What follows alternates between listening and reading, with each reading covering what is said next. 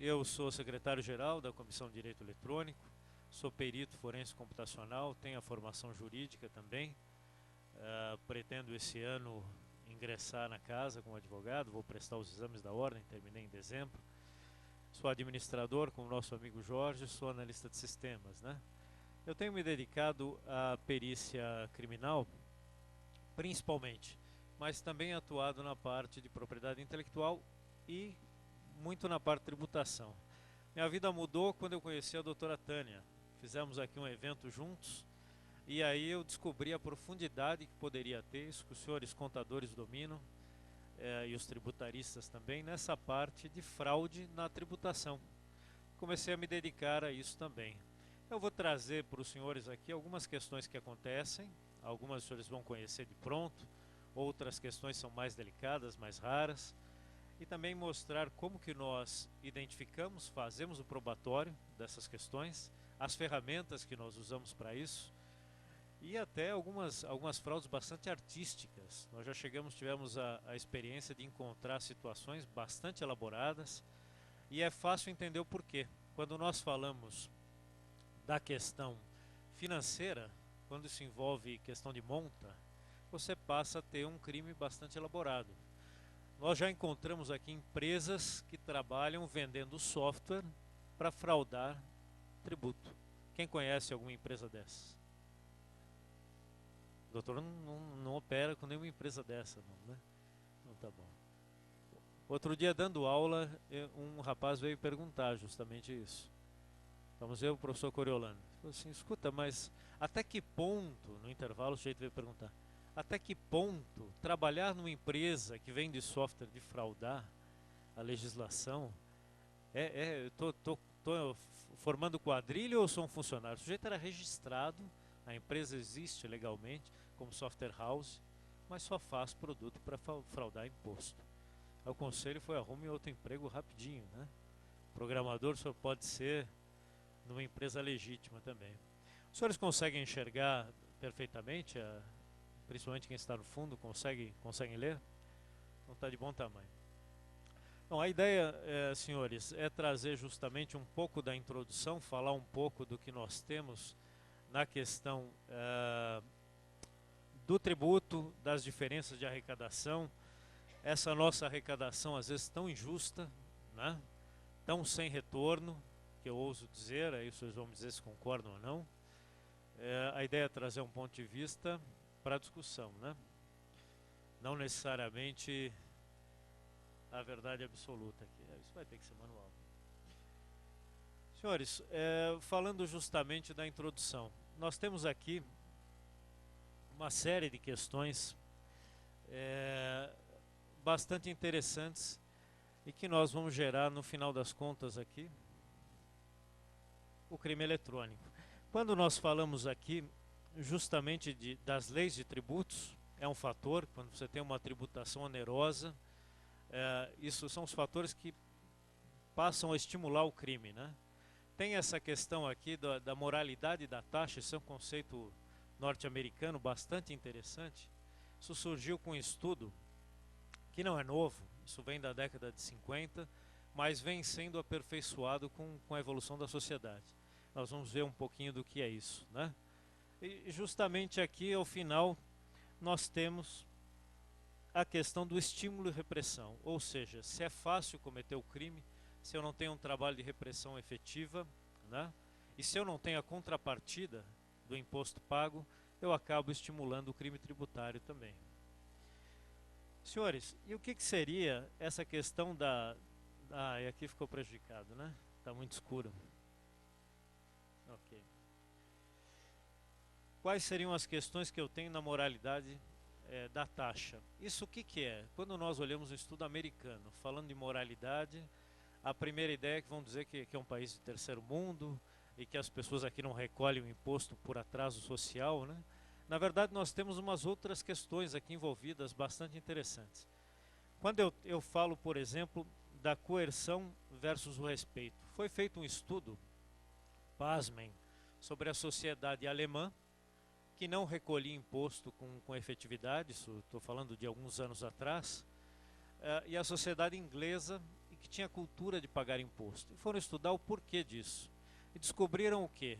Que os alemães tinham aquela medida impositiva, coercitiva, de desconfiar do cidadão. Lembra alguma coisa para os senhores? Não. Você tem que sempre provar ao fisco que o senhor está errado. Não mandou a guia, uma multa altíssima. Você pode não ter faturamento, mas não mandou a guia, a multa é extremamente pesada. Então é sempre o leão, né? O Estado contra o contribuinte. Enquanto na sociedade inglesa tinha o aculturamento. Olha, é preciso pagar imposto, um estímulo a quem paga com uma cultura de cidadão de bem, uma cultura de quem age de acordo, né? Da sociedade saxônica, por decorrência norte-americana, a questão de que não há nada mais certo como a morte e os impostos, né? Isso vem de um processo cultural.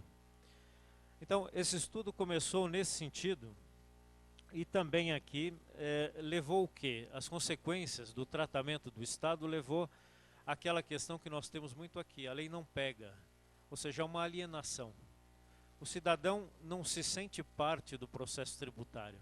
Como o Estado sempre o coloca numa situação de desconfiança, ele começa a agir simplesmente ignorando a questão tributária. Não recolhe, não apresenta taxa, sofre as multas, mas enfim, é ele versus o Estado.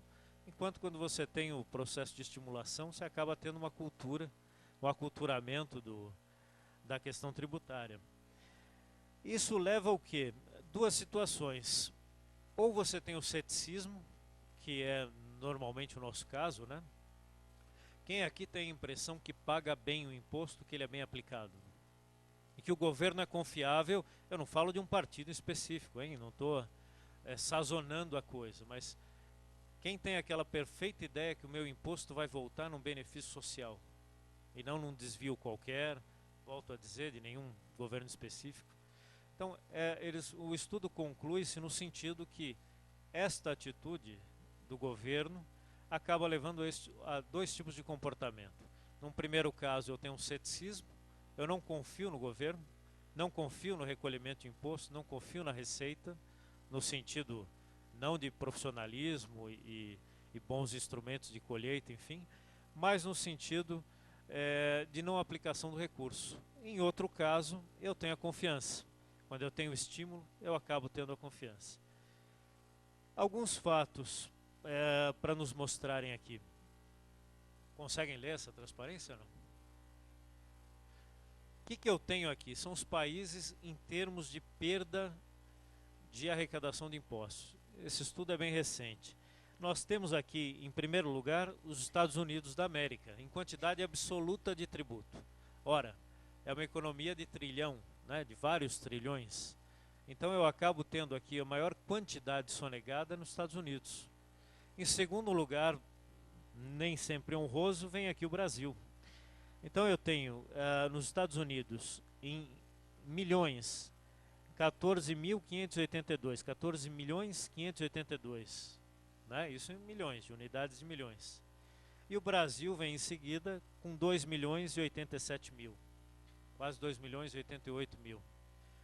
Quando eu vejo isso assim, surpreende, né? Os Estados Unidos, eu acabei de dizer que a sociedade saxã tem por cultura o recolhimento, a confiança no estímulo, mas quando eu olho aqui em percentual disso no PIB, eu tenho aqui 8,6% nos Estados Unidos e 39% no caso brasileiro. Então, é isso que eu deixo de arrecadar, em matéria significativa. Outras informações aqui, senhores. Evolução tributária. Uma outra queixa que a gente ouve constantemente é a questão de que cada vez a alíquota aumenta, cada vez eu consigo abater menos coisas do imposto de renda, não é? Desde que eu me entendo por gente, há sempre uma curva crescente. A sociedade norte-americana tem registrado uma queda de arrecadação, de alíquota de arrecadação. Então eles afirmam, essa estatística é do governo, que tem a menor arrecadação em 50 anos, atualmente, né? Em anos recentes aqui. O que mais que eu consigo ver? Eu tenho também aqui um outro fator bastante interessante, esse de aplicação direta. O que significa tributação? Não é só o cidadão enquanto pessoa física, as empresas. Então, olha esse cálculo que interessante, esse eu achei bastante pertinente. O que isso significa no comércio internacional? Então, qual foi o estudo que eles fizeram aqui? Os Estados Unidos em relação aos principais concorrentes, o quanto significa a tributação. Então acabaram descobrindo aqui que isso tem um impacto, isso todo mundo presume, né? Mas esse é um estudo interessante aqui, o quanto significa em relação aos concorrentes a carga tributária. Isso vai gerar o quê? Menos divisas, né? Menos exportação.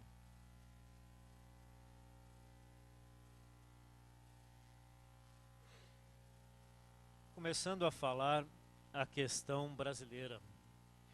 Esse gráfico aqui é do crescimento da arrecadação. Lembrem daquele gráfico norte-americano que eu tenho uma queda? Aqui eu tenho em relação ao PIB, né, uma arrecadação em relação ao PIB, tem uma coisa crescente. O mais interessante aqui é que os senhores reparam que os picos vão dar no quê? Nos mesmos 39% que eu perco na arrecadação. Então, ora, com uma conta rápida aqui, o governo tem feito o quê? Aumentado a arrecadação para cobrir a evasão fiscal. Olha que interessante. É exatamente o mesmo número, em números absolutos. E se eu comparo o PIB, o crescimento do PIB, com a questão de fuga de ativos, eu reparo o quê? Que eu acabo tendo uma conta negativa, né? Eu tenho aqui no vermelho, eu tenho aqui o crescimento do PIB, aliás, a arrecadação, a carga tributária, o aumento da carga tributária e o aumento do PIB.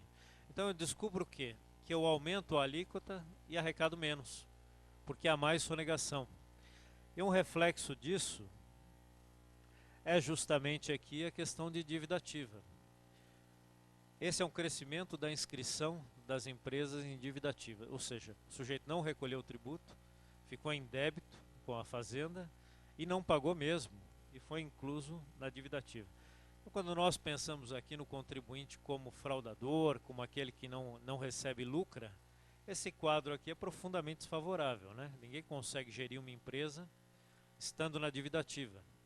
Então isso mostra o quê? Uma incapacidade de pagamento com um crescimento escalonado. Isso tende a aumentar, essa é uma tendência realmente de, se nada for feito, de continuar assim. Senhores, falando das fraudes, indo para o nosso assunto imediato. O que eu tenho hoje? Esse é o quadro da automatização dos recursos, né? Os senhores conseguem ler também aqui esses itens? O primeiro eu tenho aqui as notas fiscais emitidas, com um total hoje de 4 bilhões. A doutora Tânia aí depois pode nos confirmar esses dados, se ela tem alguma coisa mais atual. Empresas que aderiram já à arrecadação eletrônica, eu tenho 750 mil empresas. E, por fim, livros fiscais já 1,5 milhões, né, de livros. E o que isso significa? Livro já é um conceito antigo, né? Registros eletrônicos fiscais. Falando das perdas, aí eu já estou no panorama do quê? Da perda na empresa, com fraude. Nem sempre a fraude, como o exemplo que eu dei, é contratada pela empresa, né? Às vezes eu tenho fraude por erro, por uma série de situações que nós vamos ver. E o que isso significa? Significa 6% do PIB. Então, começa a empresa tendo perda, nós vamos ver depois que é em torno de 7% do faturamento, e chega até a questão de 6% do PIB. Como é que se dividem essas fraudes? Né? De 1 a 10 mil, quer dizer, valores pequenos, eu vou ter aqui a questão de 34% praticamente.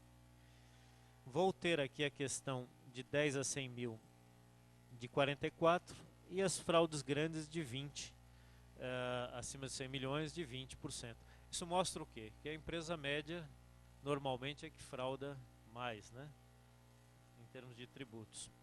Isso acaba tendo ou que é fraudada em termos de tributos, acaba tendo um impacto aqui de 7 a 10% do faturamento da empresa perdido em questão tributária. Fraudes de precatórios. Aí vocês me perguntam, mas esses precatórios do exemplo aqui são precatórios antigos em papel, são? Como é que funciona a fraude? Sites de consulta para validação, sites falsos. Então o sujeito se apresenta com um precatório. Todo mundo aqui está habituado a precatório, né? Todo mundo aqui é do tributário, não? Quem que é tributarista aqui? Pouca gente, então.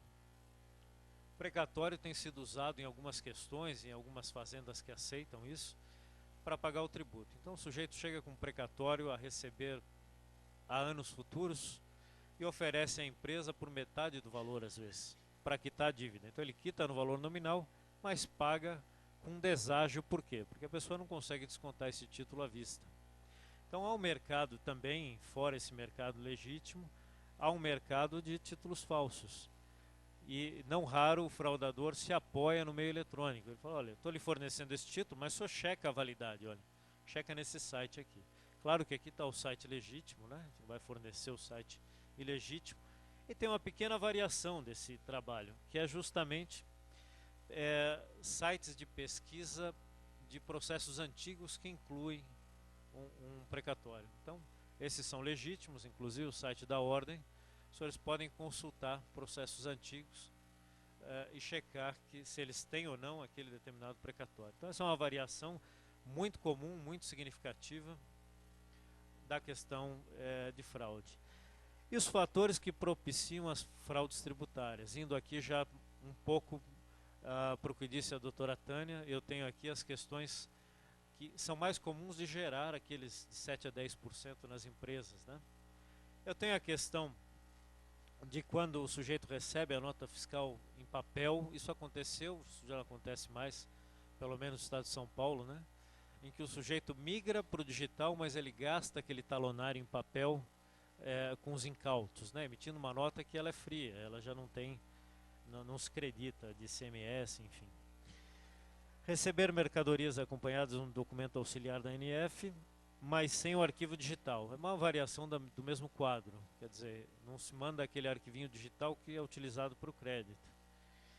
Receber DANF de NF não autenticada, mercadoria acompanhada de DANF, o arquivo eletrônico, com informações adulteradas, isso é muito comum.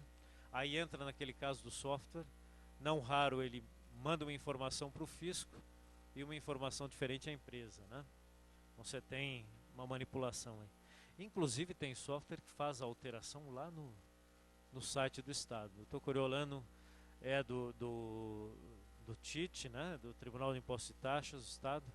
Então já viu casos incríveis e justamente eles vêm capacitando os auditores para evitar esse tipo de situação. Usar um serviço comum de e-mail, isso é muito interessante também. Entra um pouco do que o professor Edson falou, que é a questão da segurança da informação. Não raro, um e-mail convencional pode ser interceptado, essas informações alteradas, e quando isso passa a aparecer teoria da conspiração, eu lembro do montante. Quando nós estamos trabalhando com uma empresa gigantesca, que emite centenas de milhares de notas, pode ser interessante você atacar aquela empresa. E nós já vimos isso, vamos mostrar alguns casos aqui dessa situação que ocorre. Continuando.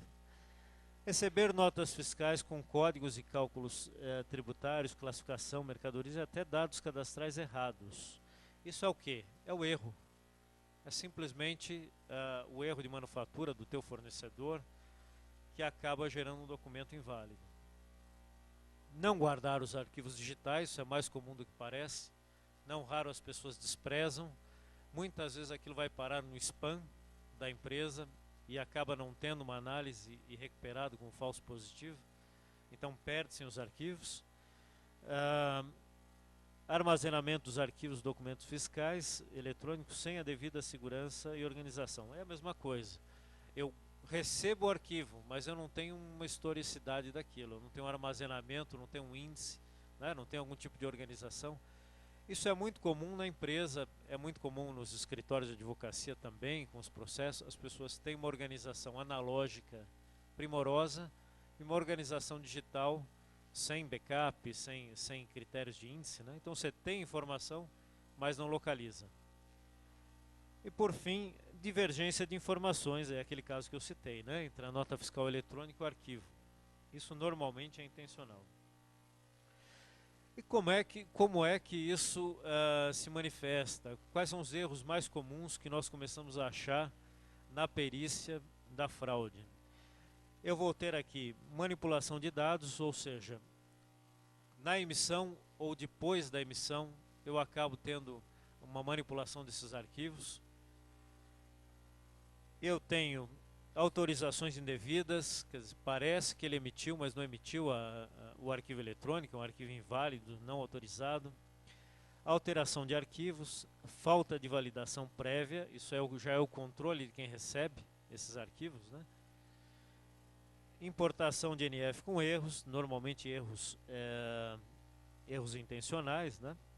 Bancos de dados deficientes, fluxos de trabalho deficientes. Aqui, de novo, é a matéria do professor Edson. Ou seja, eu tenho aqui uma falta de fluxo da segurança da informação. As coisas vão chegando, vão se acumulando, e eu não crio rotinas para trabalhar essa informação como eu trabalho papel. Então isso acaba facilitando a ação do fraudador. Indo já para nosso assunto principal, como é que eu faço a perícia do crime tributário, do crime eletrônico em geral? Nós apresentamos aqui uma questão que eu gosto de mostrar, que é relacionada à formação da prova. Não é incomum nós sermos chamados para fazer a perícia e nos apresentam um laudo pericial. Causa espanto. Mas como é que vocês contrataram um outro profissional e houve um desacordo, alguma coisa? Não. Nosso pessoal de TI já tratou a informação e fez o laudo de perícia. Nós queremos agora o perito que o senhor confira, ver se está ótimo. O seu pessoal de TI simplesmente invalidou a prova, né? Então há uma diferença aqui entre simplesmente fazer um laudo profundamente técnico, isso vale para o perito, e por que nós dizemos isso aos senhores advogados? Para eles começarem a questionar também o assistente técnico, né? Não basta fazer aquele calhamaço incompreensível, tem que ter um relatório em linguajar compreensível, que encape esse relatório técnico, e tem que ter critério, tem que ter método, ou seja, você tem que escolher um método, tem que aplicar, tem que questionar, depois você forma o convencimento da prática utilizada, se houve fraude ou não. Então esse critério aqui é muito claro para o jurista, né? Eu tenho todo um processo aqui, como é que nós chamamos isso? Cadeia de custódia da formação da prova. E o perito tem que ter essa noção, nem sempre nós encontramos isso, né? Às vezes o perito é muito voltado à máquina, ou seja, ele quer logo atacar os HDs, as conexões, e esquece da validade de tudo aquilo. Então o advogado e o assistente técnico têm que trabalhar nesse momento para poder gerar algo que subsista aqui, principalmente uma segunda instância, né? E as fraudes? Quais são elas? Eu vou ter aqui os arquivos excluídos. Então como é que funciona? Lembram todos os arquivos de entrada e notas fiscais? Há programas, há fluxos de trabalho feitos, fluxos de trabalhos técnicos, para ocultar os arquivos de determinado valor, ou com algum critério. E como é que é isso? É o famoso caixa 2. Então eu excluo esses arquivos. Eu primeiro recebo esses arquivos, consigo contabilizar em caixa 2 a minha entrada, e depois eu excluo isso do HD, do servidor. Se eu sofrer uma auditoria, a priori os arquivos não estão lá, e a perícia forense pode com alguma facilidade recuperar. Isso é o que acontecia no começo, mas aí o criminoso avançou e ele fez também o que? A partição oculta. Então ele não vou mais ocultar só o arquivo, que aí o perito chega lá com alguma facilidade, até um técnico de TI manda ler esses arquivos que estão ocultos. Eu crio uma partição, e aí para os não técnicos, aquele C que eu vejo, aquele D que eu vejo no meu computador, no meu notebook, aquilo é uma partição, né? É um driver lógico de uma partição física. Então eu crio uma partição oculta, tem lá o C, o D e o E, que ninguém vê, a não ser com uma ferramenta forense. Então aí eu coloco aqui o que? De novo meu caixa 2, já ficou mais sofisticado. Por fim, Coisas mais comuns aqui é justamente os servidores remotos. Aí aqui o sujeito ficou bem sofisticado. Então ele fala assim, já que a perícia forense acha minha partição oculta, eu vou criar um outro servidor, vou colocar num data center, e aí a sofisticação varia, posso colocar num data center nos Estados Unidos. Olha que bacana, já tem um problema de jurisdição. Eu faço uma conexão de telecomunicações aqui quando eu preciso acessar. Quando eu recebo a perícia, eu desligo aquela conexão e só tenho meu caixa declarado, né? Então, como é que a perícia trabalha aqui? A gente tem que analisar também os equipamentos de comunicação para saber as VPNs, as situações que são geradas aqui.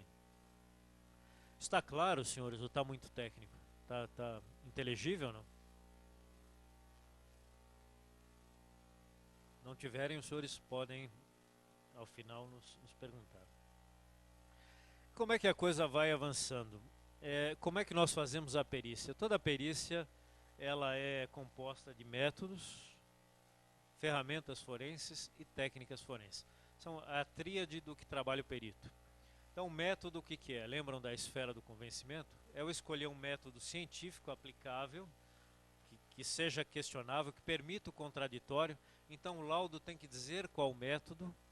Então, não é assim, eu escolhi a ferramenta tal porque eu acho que ela é boa. Como é que o senhor vai fazer? Como é que o seu assistente técnico vai fazer um questionamento sobre isso? Então, tem que especificar. Ferramenta forense idem. Né? Imagine o seguinte, eu faço uma perícia bastante bacana, acho os arquivos, mas qual ferramenta forense eu usei?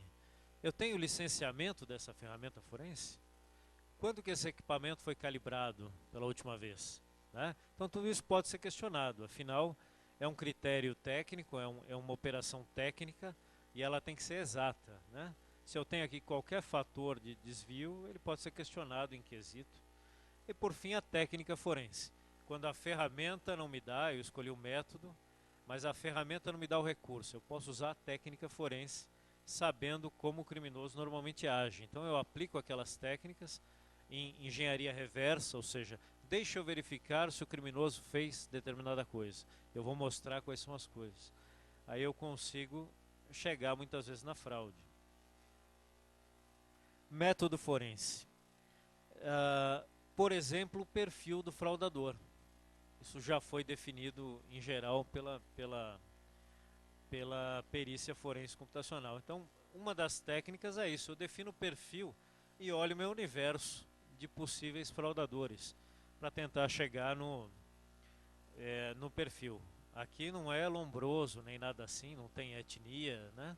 É um dado estatístico que eu faço para saber o perfil normal. E qual que é esse perfil? Normalmente o fraudador é homem, as moças estão isentas aí a priori dessa atividade. Tem normalmente um comportamento egoísta, inquisitivo, é uma pessoa que está sempre questionando as coisas, pensando métodos de burlar a segurança da informação. Naturalmente é inteligente também, né? Ousado, não respeita regras, curiosamente dedicado, é aquele cara que fica muito no escritório, trabalha muitas horas. O problema dele não é a preguiça, pelo contrário, ele é perscrutador, ele fica tentando fazer, e é frio. O fraudador normalmente não é aquele cara estressado, desequilibrado, né? Ele tem um desequilíbrio claro de caráter, mas não de conduta. É um sujeito que perfeitamente nas CNTPs, né? Frio, aguenta ser inquirido. Esse é o perfil mais da fraude. Necessidade financeira, também um daqueles fatores de motivação da fraude, né? O sujeito que tem uma situação qualquer particular, às vezes momentânea, e é estimulado, como ele conhece a fragilidade aqui, pela sua natureza, ele enxerga a falha e fala, poxa, eu vou aplicar isso, depois eu reponho. O que acontece depois, seja porque foi muito fácil ou não foi pego, né? Isso vem antes do eletrônico, isso é uma coisa histórica já. Aí ele, no dia, ou ele não tem o dinheiro, ou ele gastou, recebeu e viu outras aplicações, ou não tem mesmo dinheiro, acaba não repondo, vai praticando até ser pego, cada vez em maior vulto, né? Tem normalmente um descontentamento com a empresa, se acha mal remunerado, não vê retorno da empresa, não vê ascensão, acha que foi preterido. Então o descontentamento é um fator forte de indicar também quem teria praticado a fraude. Isso, claro, não é absoluto, né? Mas um ressentimento, talvez, é preterido numa promoção e aquela motivação estimula a praticar a fraude. Isso também é muito comum, essa motivação aqui, essas motivações, na violação da propriedade intelectual, concorrência desleal. Não raro, o sujeito muda de lado, estando na empresa, né? Começa a agir para o concorrente. Justamente paralelo a isso aqui, a motivação financeira, o perfil do fraudador também é aquele sujeito que gasta mais do que pode. Então ele acaba achando aqui recursos outros que não a renda dele, e aí é um ciclo vicioso, né? Ele arruma uma renda extra, começa a gastar mais e vai se endividando mais e acaba não podendo parar com o ciclo. E um desejo irresistível de ganho pessoal. Isso é o que eu sempre digo do criminoso eletrônico, né? Raramente a motivação é ideológica. Ou ela é pessoal, o sujeito é contra a empresa, é o inimigo da empresa, ou ela é uma motivação de ganho pessoal mesmo, né? Então, esse o perfil, a estatística mostrou isso. E também, olha que interessante, aqui um outro lado, o sujeito muito pressionado a realizar tarefas, metas. Então ele tem uma pressão financeira, é aquele caso do erro. Ele começa a adulterar as estatísticas, adulterar as movimentações para conseguir o resultado que ele espera, né? Forja pedidos. Então, e a seguinte é a mesma coisa, relacionamentos com clientes. Ele tem metas a cumprir e elas são tão acima do que ele pode fazer que ele começa a praticar fraude. Então aí um exemplo de método forense que pode permitir, quer dizer, você começa a reduzir o teu horizonte de possíveis fraudadores e aplica as ferramentas forenses. Ferramentas forenses. Estão aqui, por exemplo, o Incase, que é um fabricante de um hall de ferramentas vastíssimo, que nos permite justamente ler os hard disks, voltar informações, ler imagens, coletar com esses pendrives aqui toda a memória do computador, tudo que foi digitado. Então veja o seguinte, o sujeito tem no servidor as partições ocultas ou tem os servidores remotos. Antes de eu investigar as conexões, eu vou no servidor e coleto toda a informação digitada. E ali eu acho, desabilitando o servidor remoto, por exemplo. Uma forma de ferramenta forense bastante interessante. A última palavra, em termos de clonagem de HD e uma série de outras funcionalidades. Todo mundo sabe o que é clonar um HD aqui? Não. Quando eu vou fazer uma busca e apreensão, eu não mais apreendo necessariamente. Eu clono os discos daquela empresa, seja num servidor, seja uma lâmina em nuvem, que se fala bastante, ou seja, um servidor compartilhado. Eu consigo clonar a informação e vou analisar o disco clonado. Se possível, eu isolo o original, deposito em cartório, deposito em juízo, de alguma forma eu consigo isolar o original para permitir o contraditório, né, que eu falei, uma contraprova, e manter o original intocado. Uma outra forma é fazer um hash do disco, ou seja, eu pego aquele original, faço uma conta, o programa faz isso, uma conta que gera uma assinatura, é quase como um certificado digital. Então eu tenho o hash daquele computador, se ele for alterado, eu descubro, né? Mas não tenho mais o original. Por isso, sempre que eu posso, sempre que aquilo não inviabiliza a operação da empresa, preserva-se os discos todos. Essa máquina é realmente o mais moderno, substitui aquelas maletas que nós trabalhávamos. Isso faz inclusive o clone do HD em wireless, você não precisa conectar nele. É uma coisa bastante interessante.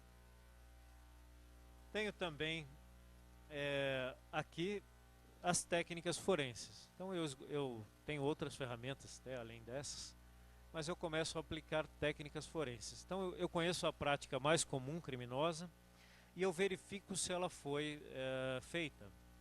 Aqui numa sofisticação maior. Esteganografia. Então o arquivo não só está na partição oculta ou está no servidor oculto, como ele está com uma criptografia aqui, com uma esteganografia.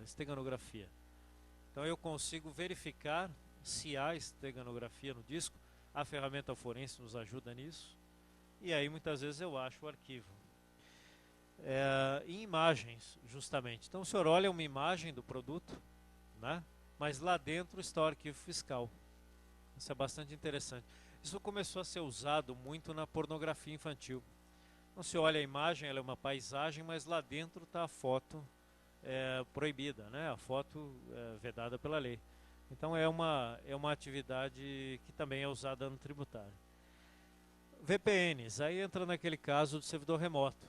Faço uma VPN quando me interessa, estou com o caixa 2 ligado e desligo ela quando não é mais interessante. Técnicas de ofuscação com embedded data, também é uma maneira de eu fazer. Então eu ofusco a informação fiscal. Os senhores começam a ver aqui que quem faz esse tipo de situação não é um técnico de TI simples, né? Isso aqui já demanda uma mão de obra bastante sofisticada, né, professor Edson? Já não é qualquer um que consegue fazer esse tipo de atividade. E reversão de wipe. Isso já é a antiperícia forense. Se os senhores forem no Google, não estou dando ideia, só a título de pesquisa, os senhores acham Forensic Tools, ferramentas forenses, e acham ferramentas antiforense. Então é um mercado criminoso de dificultar o trabalho da perícia forense. Então você pode fazer o seguinte, sobrescreve os arquivos. Deixa até uma programação lá. Vou sofrer uma auditoria, está chegando a receita no meu portão, eu disparo isso e sobrescrevo, dependendo da ferramenta forense, o perito não consegue detectar isso. Doutora Tânia? Botão de pânico, doutora Tânia lembrou, exatamente isso. Exatamente.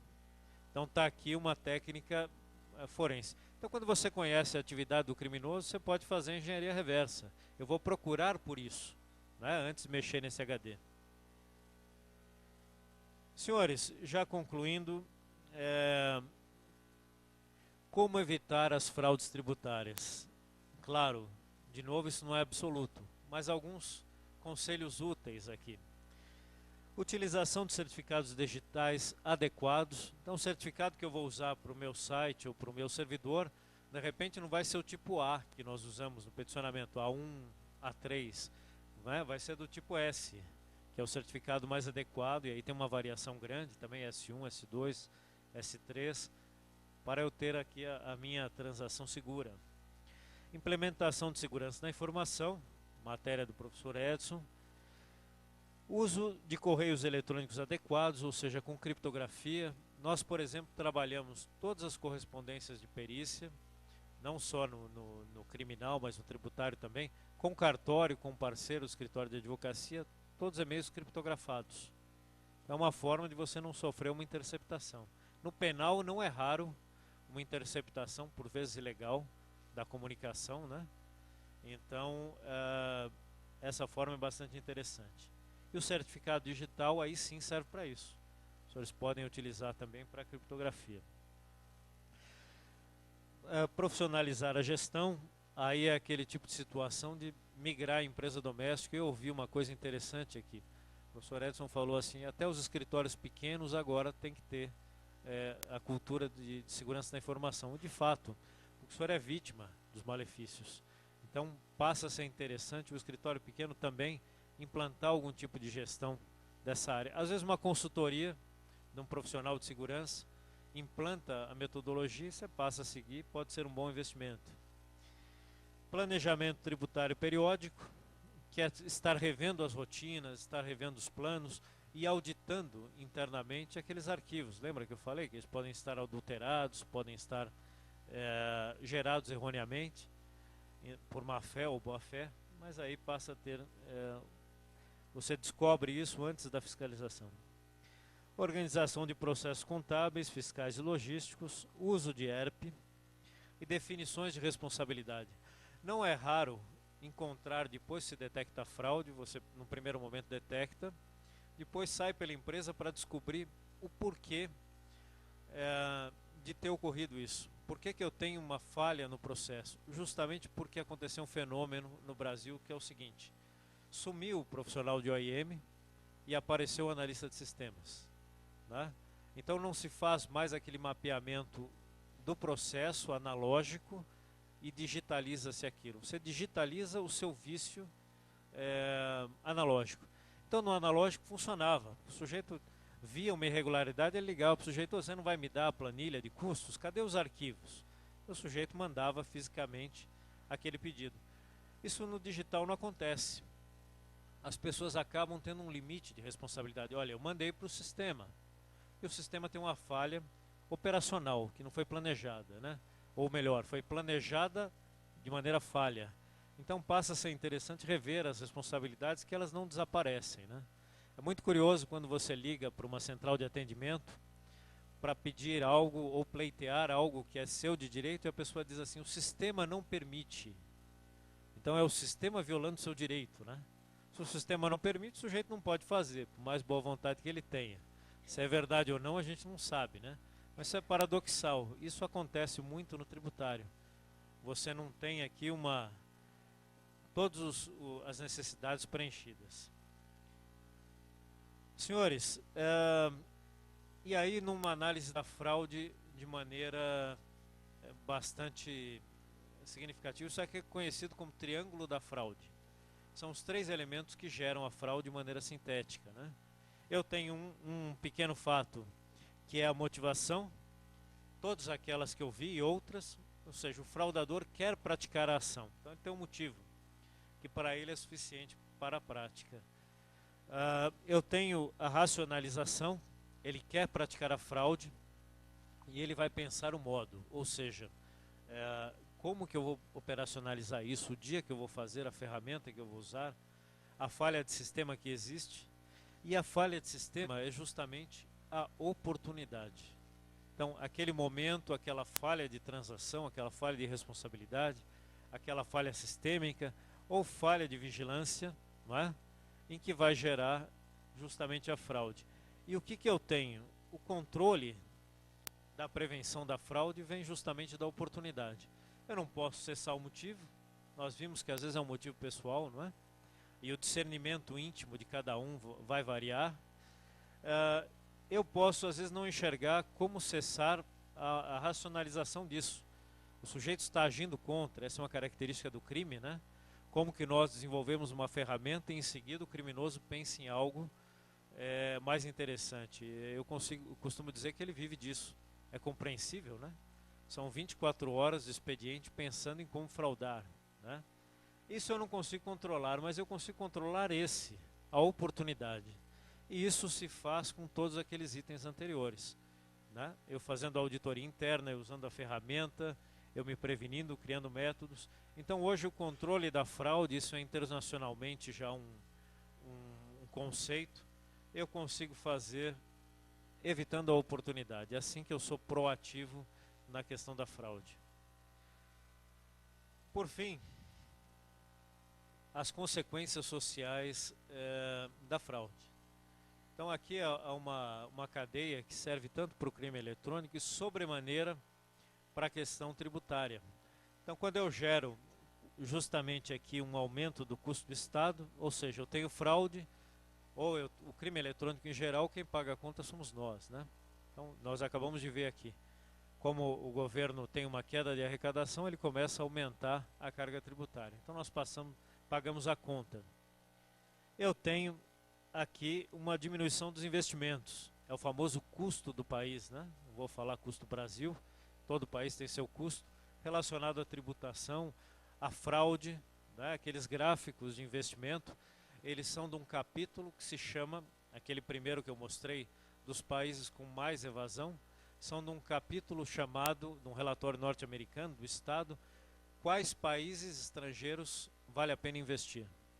Então olha o impacto negativo de ter o Brasil na segunda colocação. O primeiro país é o deles, né? O mais interessante é isso, mas em termos relativos.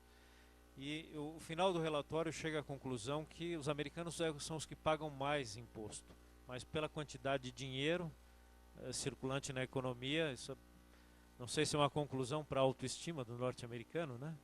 Mas de qualquer forma, a conclusão do relatório é esse. E eu tenho aqui o quê? Justamente um rompimento do pacto social. Ora, nós estamos bem próximos disso. Eu sou cada vez mais tributado, cada vez mais o Estado não me dá resposta. Eu pago pelo estudo, eu pago pela saúde, eu pago pela locomoção, não é? Pago pela segurança e sou cada vez mais tributado aqui. Então aí você tem um rompimento, quer dizer, eu adentro na sociedade legal esperando ter a contrapartida e não tenho. Eu tenho um consequente aumento da violência. Isso é bastante visível na questão de direitos autorais, né? Falando um pouco aí de contrafação, etc. As pessoas se sentem tão prejudicadas, não digo que justifique, mas explica. Ou seja, eu para comprar um artigo importado eu pago uma carga tributária altíssima, às vezes 40%, às vezes até mais. Então há um aumento da atividade criminosa. A atividade criminosa sempre reverte, né, o lucro. O problema não é o que claro que é, mas não é só o que o fabricante deixa de oferir, mas sim o dinheiro da economia criminosa que eu injeto nos produtos de contrafação e afins. E por fim, é um desânimo social. Também é uma situação que eu acho que nós estamos razoavelmente próximos, né? Lembram aquela questão da pressão do Estado versus a cultura? Então hoje acaba tendo um descrédito na bem aplicação do recurso, na gestão e na própria arrecadação.